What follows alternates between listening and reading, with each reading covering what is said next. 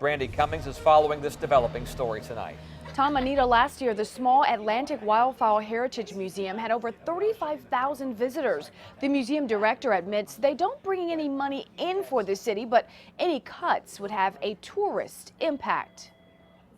It sits on the Virginia Beach Oceanfront. The Atlantic Wildfowl Heritage Museum showcases the rich history of duck hunting in the Back Bay and Currituck Sound region. And a lot of people come in not for the museum, but for the building itself. This is a 120-year-old building. It's where Virginia Beach's first telegraph office once was. The city's first library is on site. There's even a carver. It's not a large museum, but we have a lot of variety of exhibits. But proposed budget cuts could force them to make changes. We really want to keep our hours what they are, but if we have to cut, that's probably where we're going to cut, and that means staff cuts as well. According to Virginia Beach Deputy Director of History Museum, Cynthia Spinalis, Atlantic Wildfowl Heritage Museum is budgeted for a 25% cut to the grant they receive from the city. It's minimal, and some people say that's peanuts, but when you're running a small operation, it's not peanuts. Spinalis said in an email, city-operated houses are thinking differently about operations.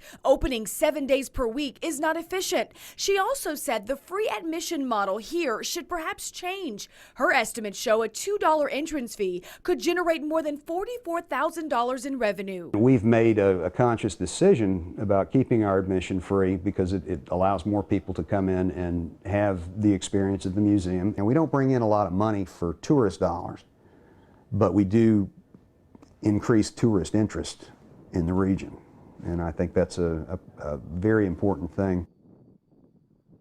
The museum director says he doesn't want the funding to change. There are several public hearings ahead on the budget.